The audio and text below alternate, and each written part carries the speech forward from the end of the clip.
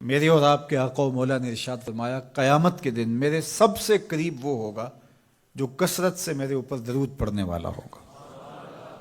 تو یہ حضور کی قربت کا ضامن ہے درود، تو اس لیے اپنی اولاد کو حضور علیہ السلام پر درود پڑھنے کی ترغیب دو۔ بچپن میں ہی اپنے گھر کے اندر مجالس درود قائم کرو، روزانہ کی بنیاد پہ ہو تو بہت اچھا، نہیں تو ہر 8 دن کے بعد ایک دن ضرور متعین کر لیا جائے۔ جمعۃ المبارک کے دن کثرت کے ساتھ درود پڑھنے کی ترغیب دی گئی ہے، اور فرمایا اس دن فرشتے حاضر ہوتے ہیں۔ تو حضرت ابو درداء رضی اللہ تعالی عنہ نے عرض کی، یا رسول اللہ صلی اللہ علیہ وسلم، آپ کی حیات طیبہ میں تو ٹھیک ہے، لیکن جب آپ انتقال کر جائیں تو کیا اس کے بعد بھی یہ عمل جاری رکھا جائے؟ ابن ماجہ میں یہ روایت موجود ہے۔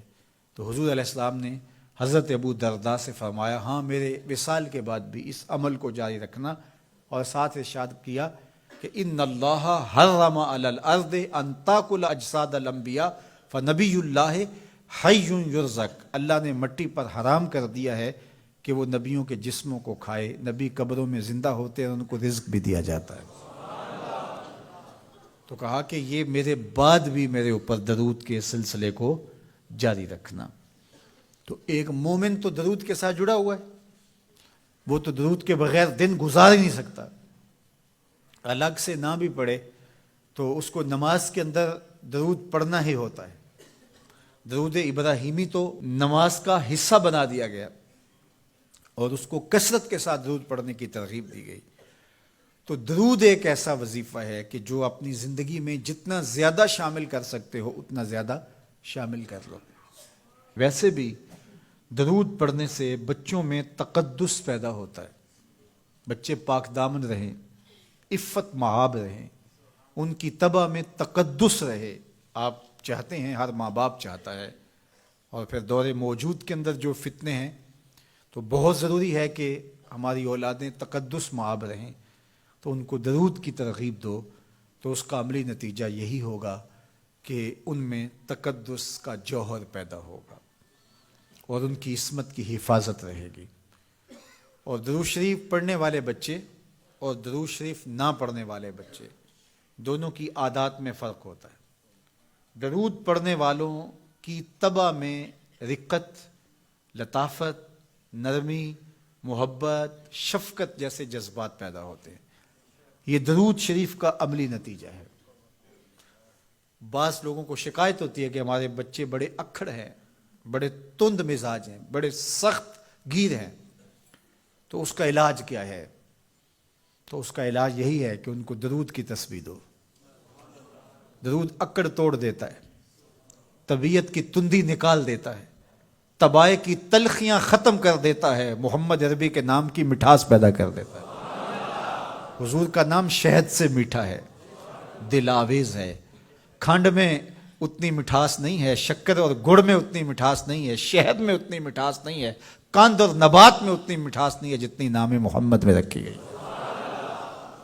ان کا نام لبوں پر آئے، میٹھا میٹھا منہ ہو جائے، ان کے بول بہاروں جیسے اور اصحاب ستاروں جیسے، ان سا پیارا اور نہ کوئی، ان سے بچھڑ کے لکڑی روئی، جب وہ سیر کو جایا کرتے سر پہ بادل سایا کرتے۔ میرے شہر کے ایک پنجابی شاعر ہیں، انہوں نے تو قلم ہی توڑ دیا نا، تینوں سینے دی میں ٹھنڈ آکھاں، اگر آپ کا ذوق ہو تو،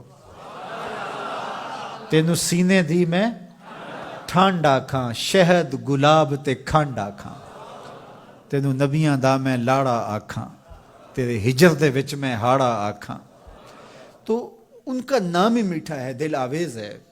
تو درود غصہ ختم کرتا ہے، طبیعت کی تلخی اور تندی مٹا دیتا ہے، اکھڑ پن ختم کرتا ہے۔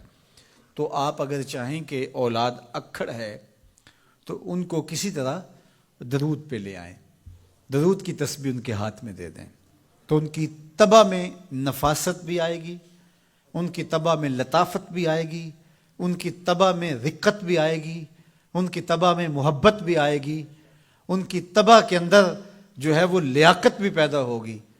درود پڑھنے والا بچہ ذہنی استعداد میں درود نہ پڑھنے والے بچے سے بہتر ہوتا ہے۔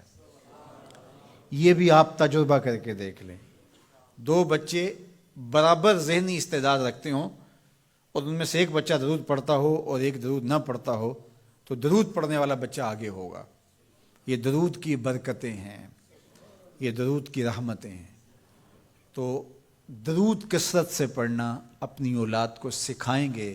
ہفتہ روزہ آپ محافل کا گھر میں انعقاد کر لیجئے اور اس میں صرف دروشی پڑھ لیجئے، تو انشاءاللہ اس سے آپ دیکھیں گے کہ اولاد کو اس کا فرق پڑتا ہے۔ یہ تربیت کا ایک آسان نسخہ ہے اور یہ وہ وظیفہ ہے جس سے تھکن نہیں ہوتی، یہ وہ وظیفہ ہے جس سے طبیعت میں تلخی نہیں آتی۔